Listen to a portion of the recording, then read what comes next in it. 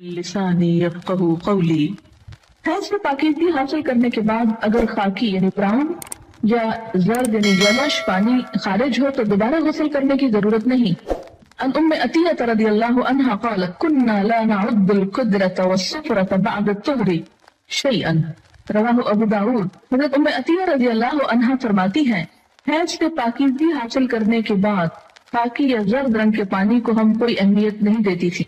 इसे अबू दाऊद ने रिवायत किया। यानी आप अपने मुकर्रर अय्याम पर पाक हो गई, नहाई, नमाज पढ़ी और फिर कुछ घंटे गुजरने के बाद यूं मालूम हुआ कि येलोश डिस्चार्ज फिर हुआ है, तो उसको कंसिडर करने की जरूरत नहीं।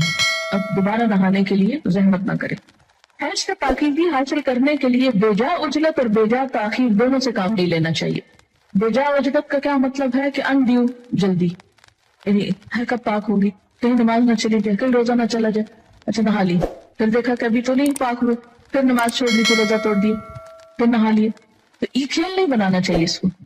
इसी तरह बेजा ताखीर के पाक भी हो चुके हैं लेकिन नहा ही नहीं रहे, मैं सुस्ती के मारे कि अच्छा एक दो नमाजें और छोड़ ले, आराम कर ले, तो ऐसा नहीं करना चाहिए। गुस्ल हैज में ताखीर होने पर कजा नमाजें अदा करना चाहिए। यानी अगर किसी वजह से पानी खत्म है, पानी नहीं है, या कहीं सफर की हालत में है कि टाइम पे नहीं पहुंचे आप कि नहा सके, या कोई वजह बन गई, इन्हें जानबूझ के नहीं हो गया ऐसे, तो फिर क्या है, जब नहा चुके तो पिछली नमाज लौटाएं। النساء يبعثن إلى عائشة رضي الله عنها بالدرجة فيها الكرس فيها السفرة فتقول لا تعجلن حتى ترين القصة البيضاء تريد بذلك الطهر من الحيضة، رواه البخاري۔ خواتین رسول اللہ صلی اللہ علیہ وسلم کی زوجہ محترمہ سیدہ عائشہ رضی اللہ تعالیٰ عنہا کے پاس ڈبیا میں روئی رکھ کر بھیجتی جس میں ابھی کچھ زردی باقی ہوتی، تو حضرت عائشہ فرماتی جب تک صاف شفاف پانی نہ دیکھ لو اس وقت تک طہر حاصل کرنے کے لیے جلدی سے کام نہ لیا کرو۔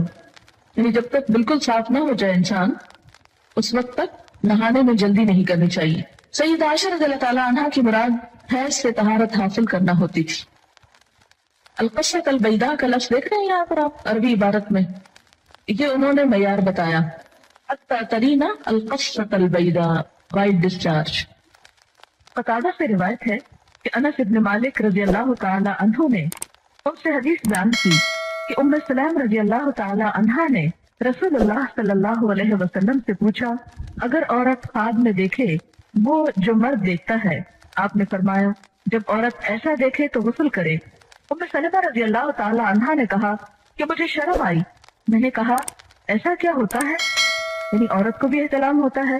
رسول اللہ صلی اللہ علیہ وسلم نے فرمایا بے شک ایسا ہوتا ہے، ورنہ بچہ عورت کے مشابہ کیوں کر ہوتا ہے؟ آپ نے فرمایا مرد کا نطفہ سفید اور گاڑھا ہوتا ہے جبکہ عورت کا نطفہ پتلا اور زرد ہوتا ہے، دونوں میں سے جو بھی غالب آ جائے بچہ اسی کے مشابہ پیدا ہوتا ہے۔ اسے مسلم نے روایت کیا ہے۔ منی خارج ہونے پر غسل واجب ہو جاتا ہے۔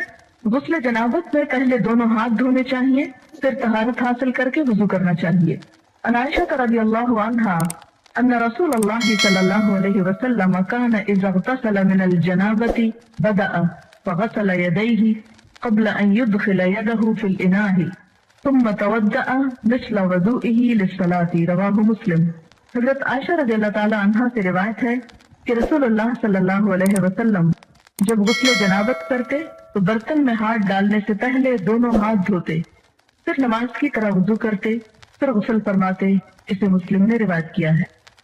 غسل جنابت کا مصنون طریقہ یہ ہے، عن عائشہ رضی اللہ عنہا قالت كان رسول الله صلى الله عليه وسلم إذا اغتسل من الجنابة يبدأ ويغسل يديه ثم يفرغ بيمينه على شماله فيغسل فرجه ثم يتوضأ وضوءه للصلاة ثم يأخذ الماء فيدخل أصابعه في أصول الشعر حتى إذا رأى أن قد استبرأ ثم حفن على رأسه 3 حفنات ثم أفاض على سائر جسده ثم غسل رجليه، متفق علیہ۔ حضرت عائشہ رضی اللہ تعالی عنہا سے روایت ہے کہ جب رسول اللہ صلی اللہ علیہ وسلم غسل جنابت فرماتے تو پہلے اپنے دونوں ہاتھوں کو دھوتے، پھر دائیں ہاتھ سے بائیں ہاتھ پر پانی ڈال کر استنجا کرتے، یعنی استنجا کے لیے بایاں ہاتھ استعمال کرنا چاہیے جبکہ پانی دائیں ہاتھ سے ڈالنا چاہیے، پھر نماز کی طرح کا وضو کرتے، اس کے بعد ہاتھوں کی انگلیوں سے سر کے بالوں کی جڑوں کو پانی سے تر کرتے، یعنی پورے سر کی سکن اور بالوں کی جڑیں اچھی طرح ویٹ ہونی چاہیے، دھلنی چاہیے۔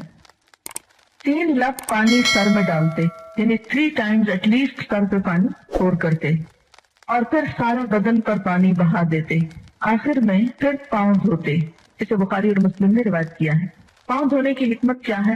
اس لیے کہ کچی زمین ہوتی تھی اور نہاتے وقت پانی جب زمین پہ پڑتا تو چھینٹے دوبارہ پاؤں پنڈلیوں تک آ جاتے، تو اس سے آخر میں پھر پاؤں دھو لیتے اور مکمل طور پر پاک ہو جاتے۔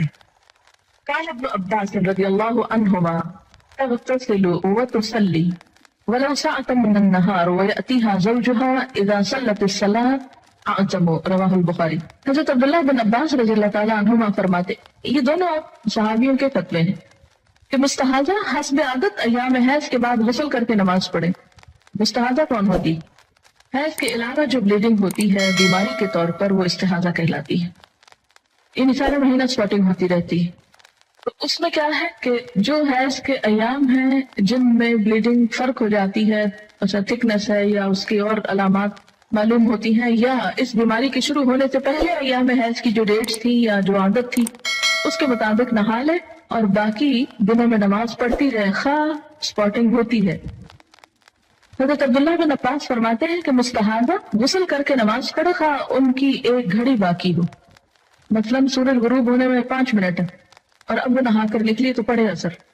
جب عورت نماز ادا کر چکے تو پھر شوہر اپنی بیوی سے صحبت کر سکتا ہے، کیونکہ نماز افضل ہے۔ اسے بخاری نے روایت کیا ہے۔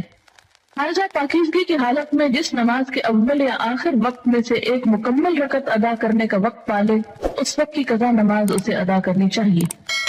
مثلاً ظہر کی اذان ہو چکی، آدھا گھنٹہ گزر گیا، آپ نماز پڑھنے جا رہے تھے، پتہ چلا پیریڈز ہو گئے، اب نماز تو نہیں پڑھ سکتے، لیکن چونکہ وقت نماز کا داخل ہو چکا تھا اس لیے یہ نماز آپ کے ذمہ ہو گئی۔ اب جب آپ پاک ہوں گے تو یہ نماز دہرائیں گے۔ یہ پتہ ہے آپ کو پہلے سے؟ دیکھیں اکثریت نہیں بول رہی ہے۔ اس سے اندازہ کریں کہ ہم اپنے دین کے فرائض کو کس حد تک جانتے ہیں اور ہمارے بڑوں نے ہم کو کیا بتائیں، اور اگر ایسی باتیں کلاس میں کی جائیں تو پھر یہ شرم و حیا کے خلاف۔ دیکھیں کہ یہ مسائل پڑھائے اس لیے جاتے ہیں کہ انسان فرائض میں کوتاہی نہ کرے، کیونکہ فرائض کی پوچھو قیامت کے دن۔ اور اسی طرح اگر عصر کا وقت مثلا ختم ہونے سے آدھا گھنٹہ پہلے پاکی حاصل کی، اب نہانے میں 20 منٹ لگ گئے، 10 منٹ باقی ہیں، اور جتنی دیر میں مصلی بچھایا مغرب کی نماز ہو گئی۔